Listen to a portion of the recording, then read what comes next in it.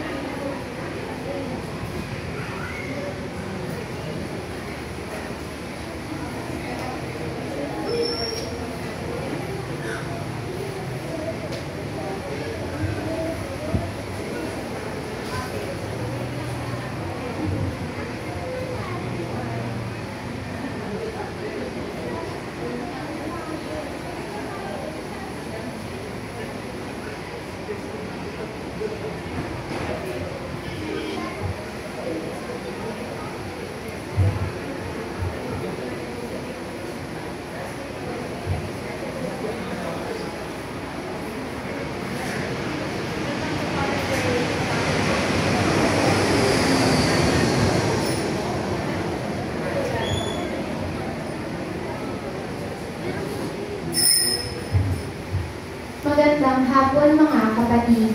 Magsiluhod po tayo at ating pong dasalin ang panalangin ng kaloob bilang ating pag-aalay sa misang ito. Panginoon, tanggapin mo po ang aming handog, bunga ng aming pinagpaguran at ang pag-unlad ng mga kaloob na iyong bigay. Basbasan mo kami at ang aming mga handog, gawin mo kami kasangkapan sa pagpapalaganap ng iyong kaharian. Amen. Magsitayo tayo. Ngayon ay linggo ng Pentecostes at ang mangunguna sa ating pagdiriwang ay si Reverend Father J. Cambiado. Sabayan natin ang koro sa pag-awit.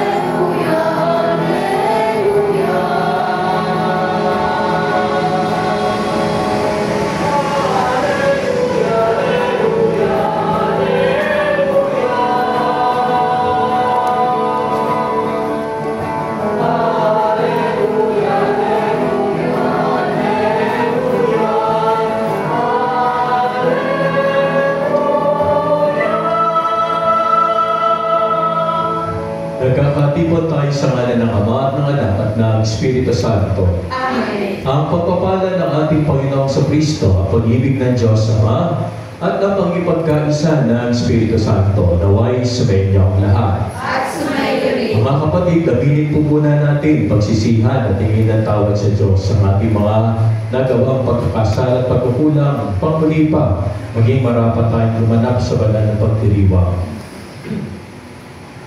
Sinulong tagapagpagaling sa mga nagsisisi, Panginoon, kaawaan mo kami. Panginoon, kaawaan mo kami. Dumating na tagapaganyaya, mga makasalari magsisi, Kristo, kaawaan mo kami. Kristo, kaawaan mo kami. Nakaluklok ka sa mana ng Diyos, Ama, para ipamagitan kami, Panginoon, kaawaan mo kami. Panginoon, kaawaan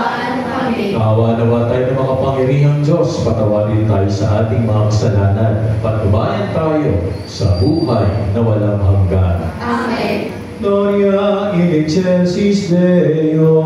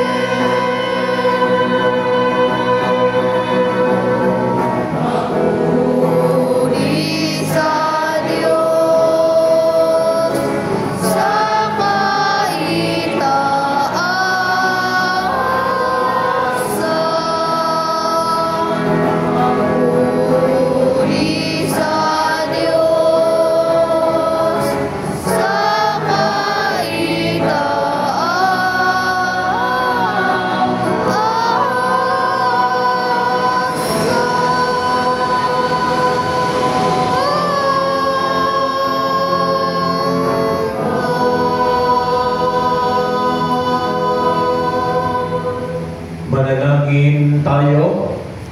Ama naming makapangyarihan, pinabanal mo ang iyong pandaigdig na sambayanan.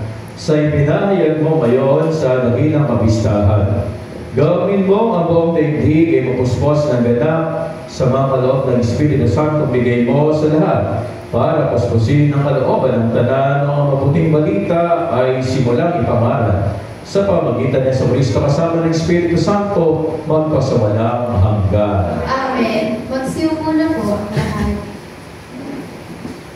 Ganap na binabago ng Espiritu Santo ang mga taong tumatanggap sa Kanya.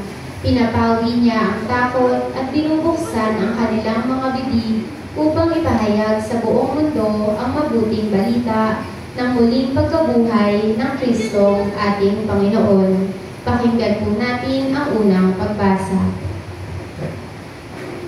Pagbasa mula sa mga gawa ng mga apostol. Nang sumapit ang araw ng Pentecostes, nagkatipon sila lahat sa isang lugar, at biglang narinig ang isang ugong mula sa langit. Animoy hagunot ng malakas na hangin, at napuno nito ang bahay na kinaroroonan nila.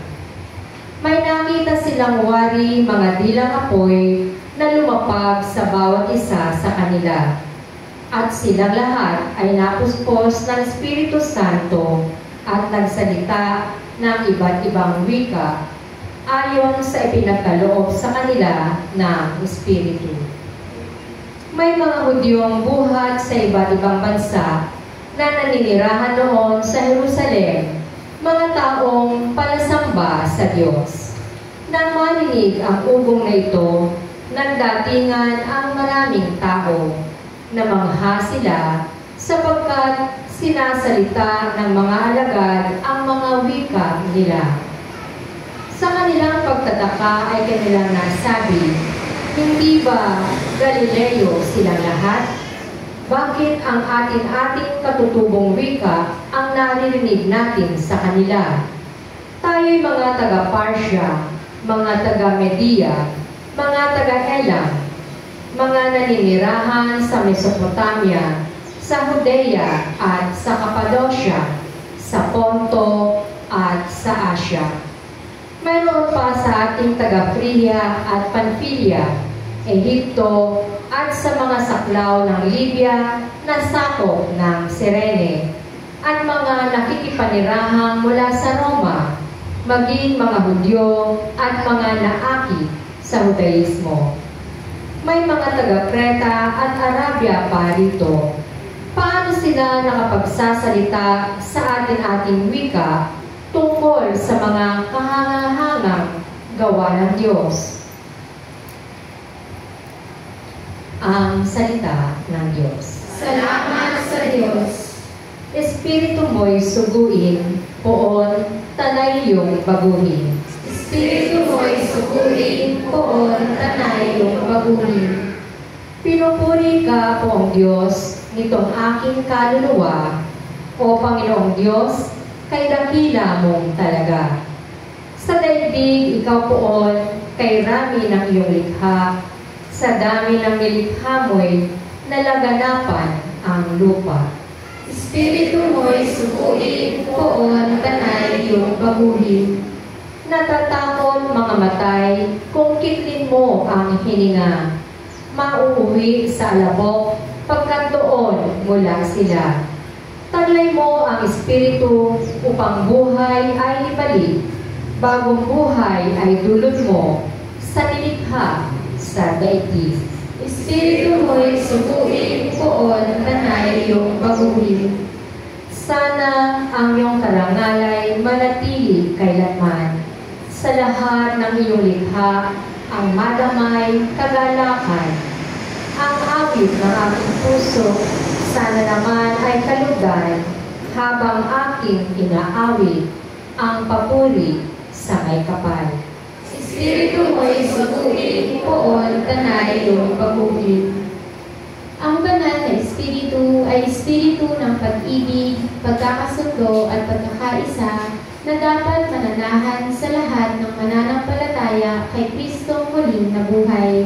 Ang Espiritong ito ang bumubuo at nagpapatatag sa simbahan bilang tunay na iisang katawan ni Kristo. Ang ikalawang pagbasa. Pagbasa mula sa unang sulat ni Apostol San Pablo sa mga taga-Korinto. Mga kapatid, hindi masasabi ni naman, Panginoon si Jesus, kung hindi siya pinapatnubayan ng Espiritu Santo. Iba't iba ang kaloob, ngunit iisa lamang ang Espiritong nagkakaloob ng mga ito. Iba't iba ang paraan ng paglilingkod, ngunit iisa lamang ang Panginoong pinaglilingkuran. Iba't iba ang mga gawain, ngunit iisa lamang ang Diyos na sumasalahat ng taong gumagawa ng mga iyon. Ang bawat isa'y binigyan ng kaloob na naghahayag na sumasa kanya ang Espiritu para sa ikabubuti ng lahat. Sapagkat si Kristo'y tulad ng isang katawan na may maraming bahagi, bagamat binubuo ng iba't ibang bahagi, iisa pa rin katawan. Tayong lahat, maging Hudyo o Griego, alipin man o Malaya, ay bininyagan sa iisang Espiritu upang maging isang katawan. Tayong lahat ay pinainom sa isang Espiritu. Ang salita ng Diyos. Salamat sa Diyos. Tumayo na po ang lahat.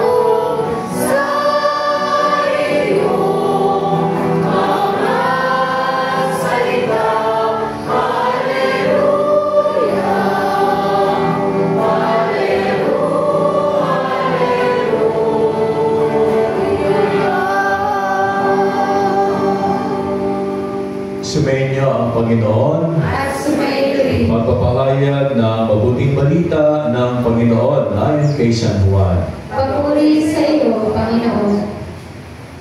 Kinagabihan ng linggo ding iyon, ang mga alagad ay nagkakatipon, nakapilit ang mga pinto ng bahay na kanilang pinagtitipunan. Dahil sa takot nila sa mga Hudyo, dumating si Jesus at tumayo sa gitna nila. Sumayin niyo ang kapayapaan, sabi niya. Pagkasabi nito ay pinakita niya ang kanyang mga kamay at ang kanyang tagiliran. Tuwang-tuwa ang mga alagad na makita ang Panginoon. Sinabi na naman ni Jesus, sumayin niyo ang kapayapaan. Kung paanong sinugo ako ng Ama, hindi naman sinusugo ko kayo. Pagkatapos sila hininga niya at sinabi, tanggapin ninyo ang Espiritu Santo. Ang patawarin niyo sa kanilang mga kasalanan ay pinatawad na nga. Ang hindi ninyo patawarin ay hindi nga pinatawad. Ito mga kapatid, ang mabuting balita ng ating kaligtasan. Pinupuri ka namin, Panginoong Jesucristo. Magsiyo po na po ang lahat. Okay. Magandang hapon po sa inyong lahat. Okay, kumusta na po kayo? Okay naman. Ngayon no, ay pinagdiriwag natin ang kapamanakan ng simbahan natin, no? Simbahang Katoliko, na itinatag ng ating Panginoong Jesucristo. Yan no, yung birth of the Catholic Church. Sapagkat itong pagbaba ng Espiritu Santo ay hudyat na nabuo ang pamayanan ng Kristyano, unang pamayanan ng Kristyano, dahil sa mga alagad na napuspos ng Espiritu Santo. Bumaba ang Espiritu Santo sa anyo ng mga dilang apoy, no? At nagkaroon ng buhay, lakas, tapang ng mga alagad para ipangaral ang mabuting balita. Lahat sila nagpahayag ng isang pananampalataya kahit iba-iba ang kanilang wika. Nagkaroon ng kaisahan. Yan ang dulot ng Espiritu Santo. At ngayon, no, alam natin na Pentecostes ay ang pagbabangan ng Espiritu Santo. No? Si Jesus umakyat ng isang linggo sa langit at sinabi niya, bababa ang patnubay, ang tinatawag nating Panginoon at nagbibigay buhay. Ito na nga ang banal na Espiritu. No? The Lord, the giver of life. Tandaan natin yan. May Ama, may Anak, at may Espiritu Santo. Tatlong persona, at itong Espiritu Santo, ito yung tatlong persona sa isang Diyos. Okay, yun yung ating pananampalataya. Ngayon mga kapatid, no? Ano ba yung kahalagahan ng Espiritu Santo? Sa tingin nyo, ano bang kahalagahan ng Espiritu Santo? Okay, bago tayo tumungo dyan, meron akong papagawa lang sa inyo, ha? Okay, subukan ninyong salabin yung pisngi ninyo. Hawakan ninyo itong kamay nyo, no? At itapatunin nyo sa inyong pisngi. No? Salabin ninyo. Okay? Huwag nyo sasampalin, ha? Okay, okay ba? O, nasanat na ninyo. Ngayon, ito hong kaliwang kamay. Sanatin niyo ang inyong pisngi. Okay? Okay ba? Ayan. Ngayon, kurutin ninyo itong inyong braso. Okay, kurutin mo yun. Okay, sa tingin niyo, sino yan? Kayo ba yan?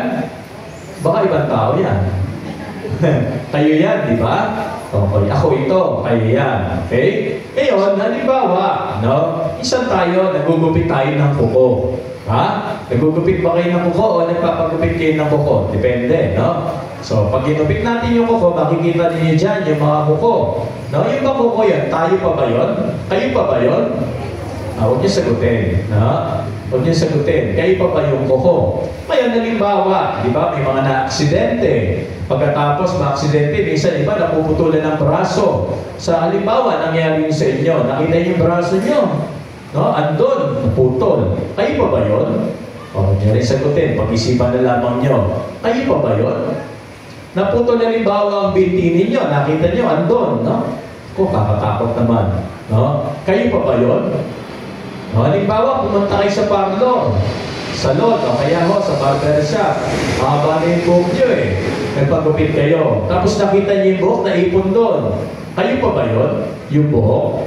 No? Sa tingin niyo, kayo pa ba yung kuko? Kayo pa ba yung binti? Kayo pa ba yung braso? Kayo pa ba yung buhok na naalis sa inyo? Hindi na kayo yun. No? What is my point? My point is, no? Tayo daw mga tao, we cannot identify or determine merely, no, ourselves through our physicality, through our physical appearance, but through our soul. Pero bang kaluluwa dun sa kuko? Wala na. No?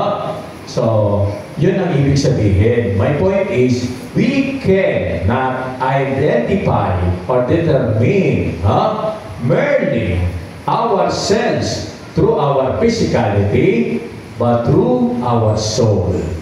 Kaya tao, may katawan, may kaluluwa.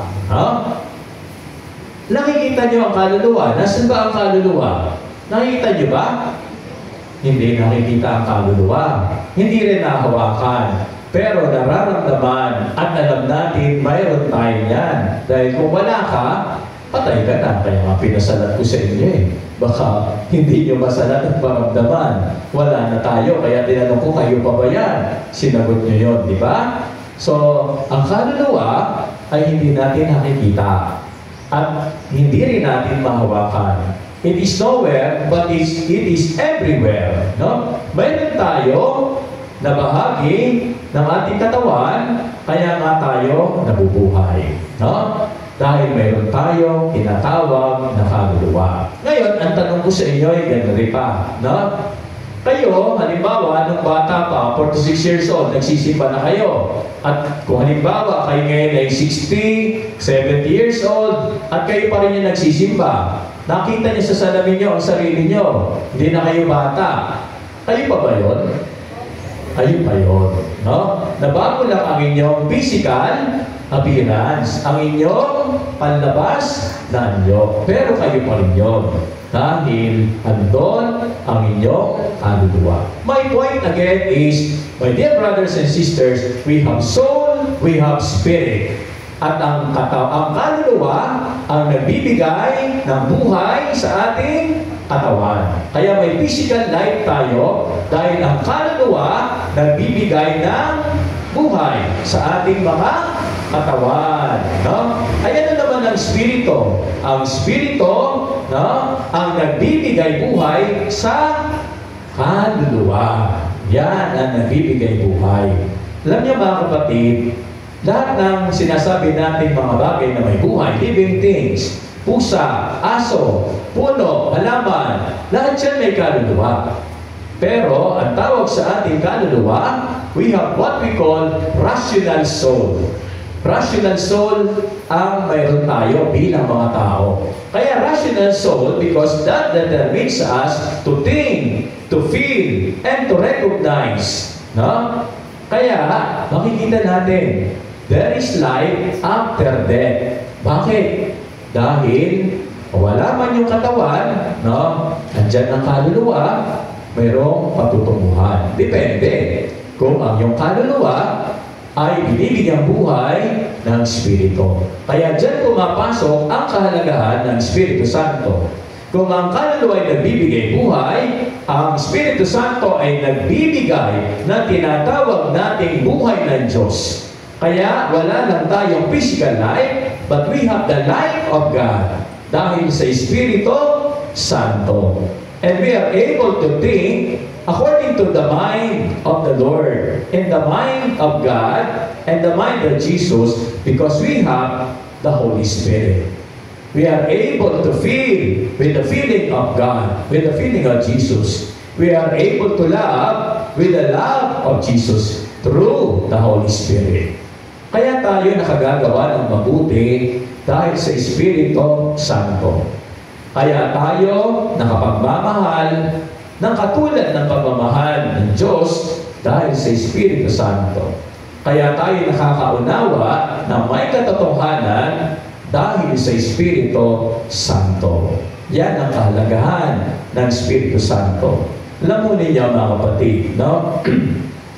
Sa Biblia ay inilarawan ng Espiritu Santo sa maraming mga paglalarawang ito, katulad ng alapati, no? O kaya apoy, tubig, at hangin.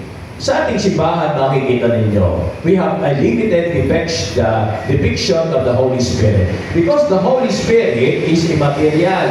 Walang anyo. Hindi natin mahawakan. Hindi natin nakikita. Kaya nga Espiritu. Diba? O. Ngayon, kagaya ng simbolo ng apoy. Diba? Lumapit ka sa apoy. Makukuha mo ba yung apoy? Hindi. Pero kapag lumapit ka, maiinitan ka. Hindi mo siya makukuha, pero hindi mo, madarama mo ang init niya. May nararamdaman kang bunga at epekto. Ganoon din ang tubig. Nararamdaman mo, nakikita mo, pero hindi mo makukuha. Ganoon din ang hangin, iwas-iwas mo yung kamay mo, hindi mo makikita, hindi mo mahawakan, pero nararamdaman mo may hangin. Yan ang Espiritu Santo. No? Yan ang Espiritu Santo. Yan ang bunga niya. May bunga ang kabutihan para sa ating kaluluwa, para sa ating mga tao. It calls us and empowers us. It unites us. No? At ito ay nagpalakas sa mga disipulo ng ating Panginoong Yesus. Kaya nga, pag kinakanta natin, di ba yung Holy Spirit, come Holy Spirit. Come Holy Spirit, I need you. Come Holy Spirit, I pray. Come Holy Spirit with your strength and your power. Come in your own special way. No? Sapagkat sa mga sandali na tayo daw ho ay nangihina, natatakot, parang nadidepress sa buhay, we call on and invoke the Holy Spirit. Dahil yan ang nangyayari sa atin. Nawawala ng buhay yung ating kaluluwa. Dahil nasasadap minsan sa mga negatibong bagay at sa pagkakasala. But when we are open to the promptings of the Holy Spirit, no? Yung pagbaba, yung pagpanaog, tayo ho ay nagkakaroon ng panibagong buhay. We think not anymore according to ourselves, but according to the mind of Jesus. Tayo ho ay nakaunawa, nakararamdam ayon sa pangunawa ng ating Panginoong Yesus. At nakukuha na natin magmahal according to the love of God through the Holy Spirit. Kaya patuloy natin ipanalangin. Manahan ang Espiritu Santo sa bawat isa sa atin. Amen. Magsitayo po tayo at ipahayag ang ating pananampalataya. Sumasampalataya ako sa Diyos amang makapangyarihan sa lahat na may gawa ng langit at lupa. Sumasampalataya ako kay Jesucristo, isang anak ng Diyos, Panginoon nating lahat. Nagkatawang tao siya lalong ng Espiritu Santo, ipinanganak ni Santa Maria Virgen, pinagpakasakit ni Poncio Pilato, ipinako sa krus na matay, inilibing, nanaog sa kinaroonan ng mga yumao, nang may 3 araw na buhay na muli, umakyat sa langit, naluluklok sa kanan ng Diyos amang makapangyarihan sa lahat, doon Doon magmumula parito at hukom sa nabubuhay at mga patay na tao. Sumasampalataya naman ako sa Diyos Espiritu Santo, sa banal na simbahang Katolika, sa kasamahan ng mga banal, sa kapatawaran ng mga kasalanan, sa pagkabuhay na muli ng mga matay na tao, at sa buhay na walang hanggan. Amen. Itaas natin sa mapagmahal na Diyos ang ating mga kahilingan. Manalangin tayo ang tugon na namin, digit mo ang aming panalangin. Ama namin, digin mo ang aming panalangin. Para sa simbahan, manatili nawang tapat na saksi ng banal na Espiritu, sina Papa Leon, mga obispo, mga pari, mga diakono at mga laiko, sa bawat pasyang ating gagawin at landas na tatahakin. Manalangin tayo. Ama namin, digin mo ang aming panalangin. Para sa mga lingkod bayan, maghari nawa ang espiritu ng katotohanan sa kanilang mga puso upang makapaglingkod sila ng tapat at mahusay sa mga mamamayan. Manalangin tayo. Ama namin, digin mo ang aming panalangin. Para sa mga dumaranas ng matinding pagdurusa, makahanap nawa sila ng kaginhawaan at kaganapan sa pag-ibig at pagkalinga ng mga taong pinakikilos ng Espiritu Santo. Manalangin tayo. Ama namin, digin mo ang aming panalangin. Para sa aming mahal na mga yumao, patuloy nawa sila sa walang hanggang kaligayahan at kapayapaan sa piling ng Diyos. Manalangin tayo. Ama namin, digin mo ang aming panalangin. Sa ilang sandali ng katahimikan, itaas natin sa Diyos ang ating personal na kahilingan, gayon din ang mga taong lubos na nangangailangan ng ating panalangin.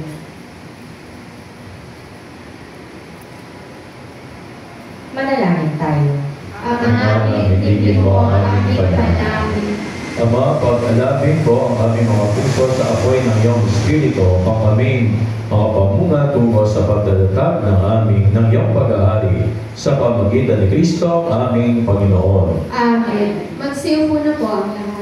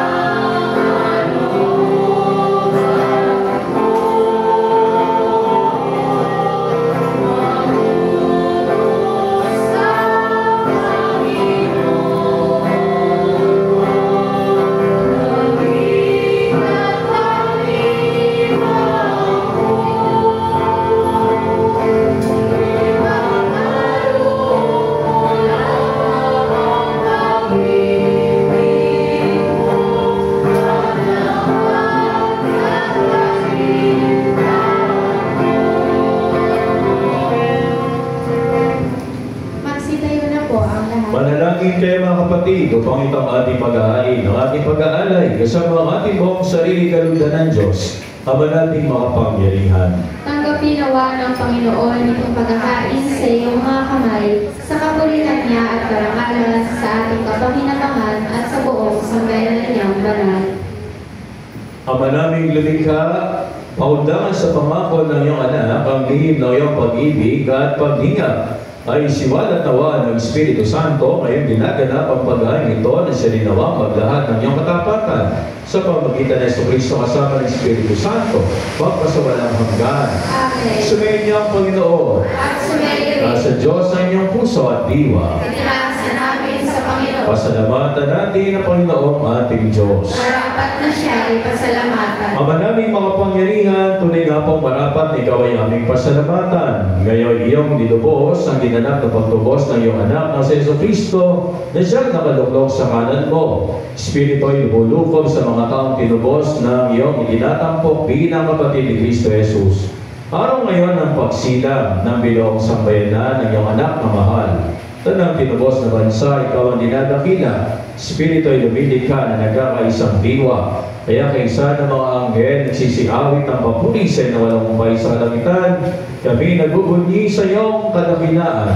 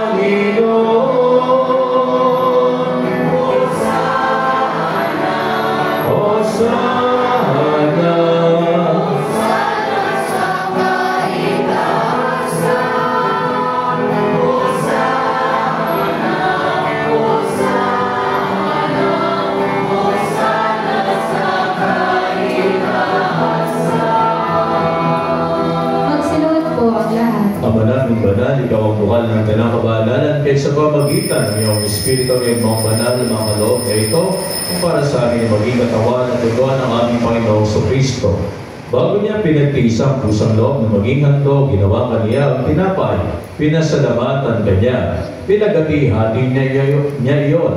Iniabot sa kanya mga alagad at sinabi, tanggapin ninyong lahat ito ang kanin, ito ang aking katawan, na iyang handog para sa inyo.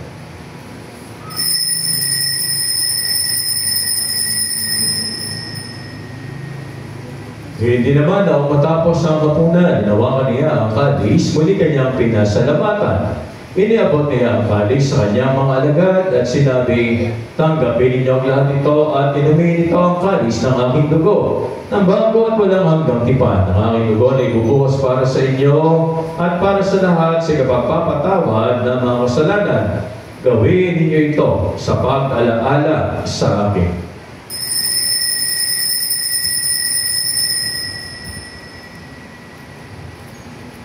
Pagbunyin natin ang misteryo ng pananampalataya.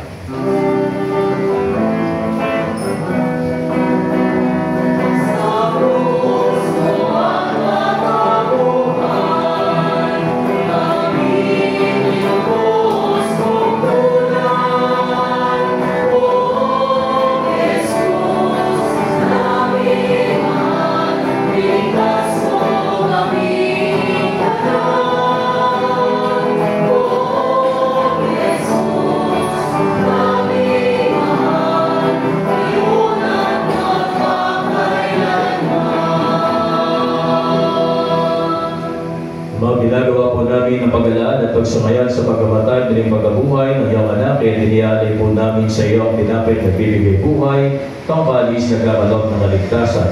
Kami nagpapasalamat dahil kami iyong minarapat na tumayo sa harap ko para maglingkod sa iyo. Sinasamo po namin kami magsasalo sa katawan at dugo ni Kristo ibubuklod sa pagkakaisa. Sa pamamagitan ng Espiritu Santo, maningapin mo po ang simbang laganap sa buong daigdig. Puspusin mo po kami sa pag-ibig kay isa ni Leon na aming Papa at ni Manny Bert na aming Obispo at ng buong kaparian. Alalahanin mo rin po ang mga kapatid na aming nahimlay na may pag-asang sila muling mabubuhay, gayon din ang lahat ng mga pumanaw. Kawaan mo po sila at patuloy sa iyong kaliwanagan. Kawaan mo at pagindapatin kaming lahat na makasalo sa iyong buhay na walang wakas. Kaysa ng Birheng Maria na ina ng Diyos, San Jose ang nabiyak ng kanyang puso, kaysa ng mga apostol at ng lahat ng mga banal na nabuhay dito sa daigdig ng kalugod-lugod sa iyo. May pagdiwag naman namin ang pagpupuri sa kararangan mo sa pamagitan ng iyong anak na aming Panginoong Jesucristo. Sa pamagitan ni Kristo kasama niya at sa kanya ang lahat ng parangal at papuri kayo sa iyo, Diyos sa mga pangyarihan, kasama ng Espiritu Santo, magpasawalang hanggan.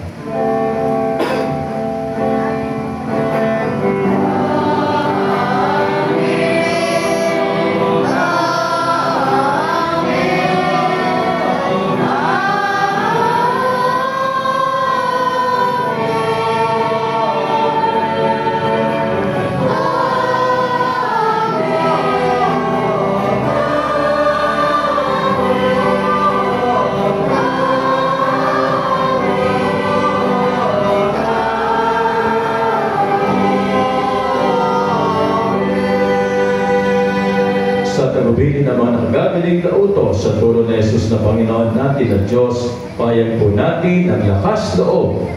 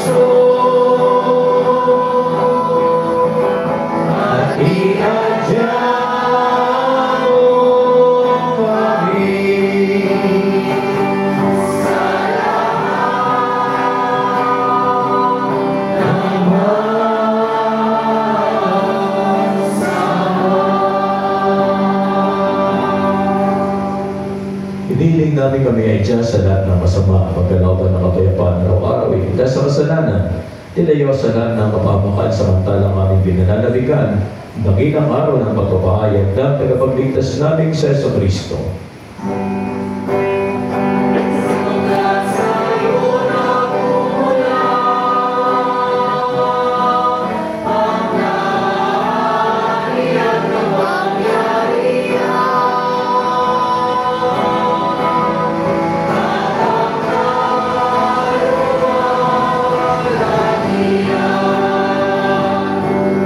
Pasa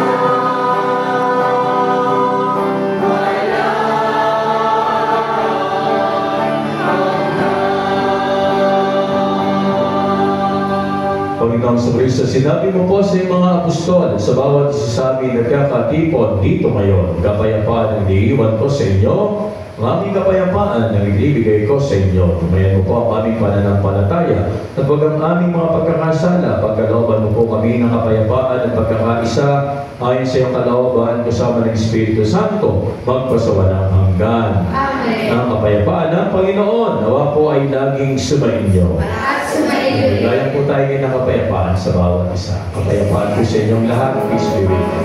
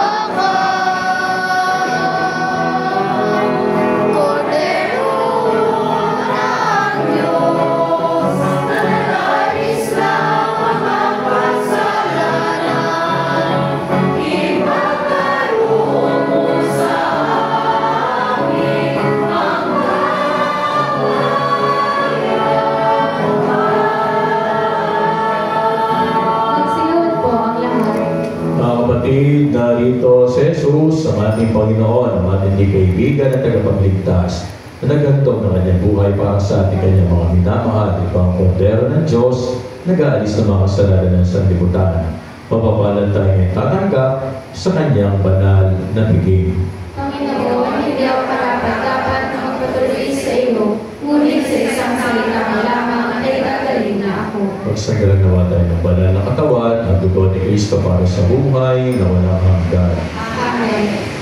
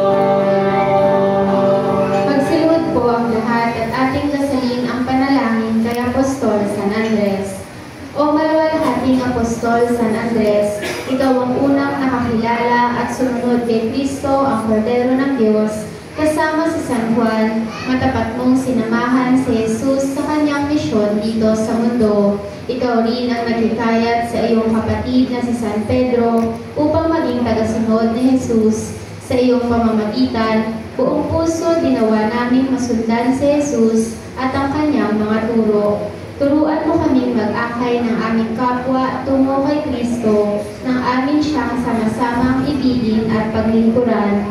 Tulungan mo kaming matutuhan ang kahulugan ng pagpapakasakit ni Kristo sa krus, nang malugod ginawa namin pasanin ang aming mga krus sa araw-araw ng walang pag-aalinlangan. Banggitin po ang mga kahilingan.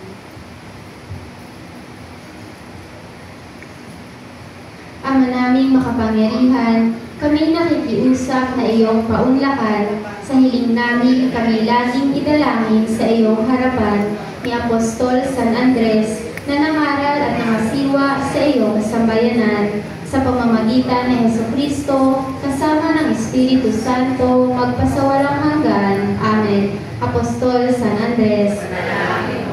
Magsitayo na po ang lahat. Manalangin tayo. Ama naming mapagmahal, pinapapakinabang mo ang iyong sambayanan sa iyong mga bigay buhat sa kalangitan. Ang iyong pagpapalang kaloob sa amin ay iyong panatilihin upang laging masaganang dumaloy ang Espiritu Santo. Ang aming pinagsaluhan sa pagdiriwang na ito ay magdulot ng kaunlad sa pamagitan ni Kristo magpasawalang hanggan. Amen. Magsiyo po muna po ang lahat para sa mga announcements. Ngayong linggo po ay magkakaroon po tayo ng second collection bilang suporta sa ating mga delegado sa National Youth Day 2025 na gaganapin sa June 10 hanggang June 14 sa Archdiocese of Nueva Cáceres, Naga City, Bicol. Inaanyayahan po namin kayong maging kabahagi ng kanilang misyon sa pamamagitan ng inyong bukal na tulong. Ang El Shaddai, DWXI, PPFI, Charismatic Movement ay isa sa mga aktibong grupong pang-charismatic sa ating parokya na layuning palalimin ang pananampalataya ng mga miyembro sa pamamagitan ng panalangin, pagbabahagi ng salita ng Diyos at pagpupuri sa Panginoon. Kaugnay nito, iniimbitahan po namin ang lahat ng kasapi at maging ang mga nais sumali sa ating samahan na makiisa sa lingguhang prayer meeting tuwing Huwebes, ganap na 3:00 ng hapon sa loob ng ating simbahan. Ipinapaalam din po sa lahat na simula June 1 ay magkakaroon na po tayo ng English Mass tuwing linggo sa ating parokya. Ito po ay gaganapin tuwing ika-10 ng umaga. Inaanyayahan po ang lahat na magsimba. Maraming salamat po at magsitayo na po ang lahat. Sumayin niyo ang Panginoon. At sumayo rin. Bagyang niyo po ang inyong ulo habang nagawad ng pagbabasbas. Ang Diyos Ama ng kaliwanagan ay nagkaloob ngayon ng tanglaw sa kalooban ng mga dagat na pinispos niya ng Espiritu Santo. Pagbalay nawa kayo ng mga kaloob ng Espiritu Santo ngayon at magpasawalang hanggan. Amen. Di lang po ay nalumapag sa mga lagat, ikaw nawa ang pumupok sa lahat ng masamang kagarangan kapag lubos na sumikat ang liwanag na magpasawalang hanggan. Amen. Ang Diyos nagbibigay kakayanan sa mga tao pang ibahayag ng sabay-sabay. Sa iba't ibang wika, ang isang pananampalatay sa rinawang magpanatiling kayo'y nananampalataya at nananabik na mga karapasya sa buhay na walang hanggan. Ngayon lahat na natipon dito sa kanyang pamilya laging pagpalay ng ating mga pangyarihang Diyos sa Ama, ang Anak, ang Espiritu Santo. Amen. Tapos na ang banal na misa, taglay ninyo ang inyong sa inyong pagalis sa kapayapaan ni Kristo. Hallelujah! Hallelujah! Salamat sa Diyos. Hallelujah! Hallelujah!